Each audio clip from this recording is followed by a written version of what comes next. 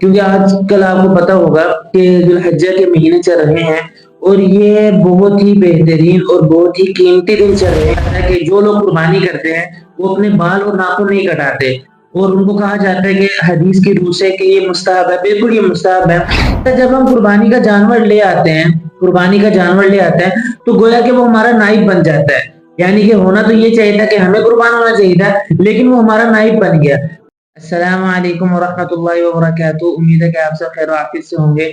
ایک بار پھر آپ کا دوست، آپ کا بھائی محمد موسیٰ آپ کی خدمت میں حاضر ہے، اور ایک بہت زیادہ امپورٹنٹ اور بہترین گفتگو لے کر آپ کی خدمت میں حاضر ہوا ہوں، اور یہ ہمارے آج کے دنوں کے اعتبار سے بہت ہی زیادہ ضروری گفتگو ہے، کیونکہ آج کل آپ کو پتا ہوگا کہ ذوالحجہ کے مہینے چل رہے ہیں اور یہ بہت ہی بہترین اور بہت ہی قیمتی دن چل رہے ہیں۔ ان کا تذکرہ اللہ رب العزت نے قرآن مجید میں بھی کیا کہ وَلَيَالٍ عَشْرٍ، یعنی کہ ان 10 راتیں جو ہماری ذوالحجہ کی آ رہی ہیں، ان کا تذکرہ بھی اللہ رب العزت نے قرآن مجید میں کیا۔ ان کے بارہا آپ نے مسائل کئی دفعہ علماء سے سنے ہوں گے، لیکن دراصل میں آپ سے ایک ضروری بات کرنے لگا ہوں، اور اس کی جو حکمت ہے وہ تھوڑی سی آپ کو بتانے لگا ہوں، آپ کا بھی دل خوش ہو جائے گا، کیونکہ ایسی باتیں یقین کریں ہمیں بھی کافی عرصے بعد پڑھنے کو ملتی ہیں، اور جس کی اور آپ کی وجہ سے کہ آپ حضرات جب اتنی ہمیں جو ہے نا اتنی محبت دیتے ہیں اور ہمارے ساتھ اتنی جو ہے نا اپنی شائستگی کا اظہار کرتے ہیں، تو لہٰذا ہم آپ کے لیے نئی نئی گفتگو ڈھونڈ کر لاتے ہیں۔ ایک بہت اہم مسئلہ جو اس دنوں میں پیش آتا ہے کہ جو لوگ قربانی کرتے ہیں وہ اپنے بال اور ناخن نہیں کٹاتے، اور ان کو کہا جاتا ہے کہ حدیث کی روح سے کہ یہ مستحب ہے، بالکل یہ مستحب ہے۔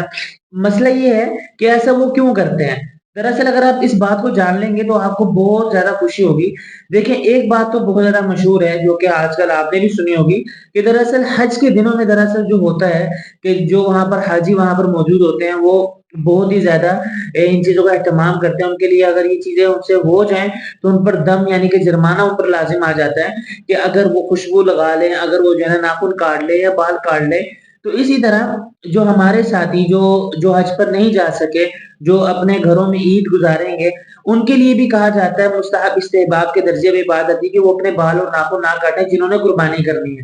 اب مسئلہ یہ کہ ایسا کیوں ہے؟ یہ بات تو مشہور ہے کہ ان کے ساتھ تھوڑی سی مشابہت ہے ہماری، کہ ہم بھی ان کے ساتھ تھوڑی سی مشابہت اختیار کر رہے ہیں۔ اللہ رب العزت ہمیں بھی جو ہے نا اس کا ثواب عطا فرما دے۔ یہ بھی بہت بہترین ایک مسئلہ ہے اور ایک بہت بڑی حکمت بتائی جاتی ہے۔ ایک دوسری حکمت جو کہ ہم نے بڑی، یقین کریں ہمیں بہت زیادہ خوشی ہوئی یہ بات پڑھ کے، وہ حکمت یہ ہے کہ اگر انسان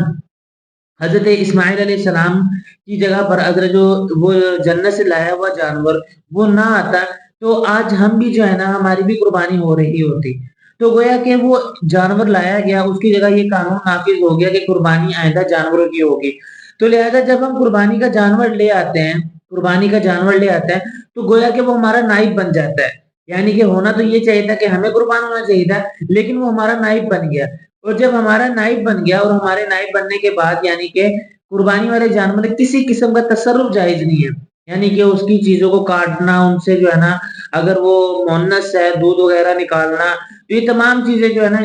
ان میں کراہت ہے، منع کیا جاتا ہے کہ قربانی کا جانور جو متعین ہو گیا۔ تو اسی طرح اگر انسان وہاں پر قربانی اللہ رب العزت نہ بھیجتے تو ہم وہاں پر قربان ہوتے۔ تو لہٰذا جس طرح ہم وہاں پر قربان ہوتے، ہمارے لیے کچھ چیز کا وہاں جا کر کاٹنا اور بڑھانا کسی چیز کا جائز نہیں رہا، اسی طرح قربانی کا جو جانور جو آپ لے کر آئے ہیں اس میں بھی اسی طرح ہی ہوگا۔ تو لہذا جب یہ قربانی کا جانور ہمارے قائم مقام بن گیا، یعنی کہ اس کا کچھ چیز بڑھانا، اس چیز کی کچھ چیز کاٹنا، اضافہ کرنا یہ جائز نہیں ہے، تو اسی طرح ہمارے لیے بھی یہ ضروری ہے کیونکہ ہماری جگہ پر آیا ہے، یہ ہمارا نائب بنا، تو اصل تو ہم تھے نا، تو لہذا اسی وجہ سے ہمارے لیے بھی یہ کام ضروری ہے کہ ہم بھی یہ کام نہ کریں۔ امید ہے یہ تھوڑی سی بات آپ کو سمجھ آ گئی ہوگی کہ یہ ہمارا نائب بنا ہے، یعنی کہ اصل تو ہم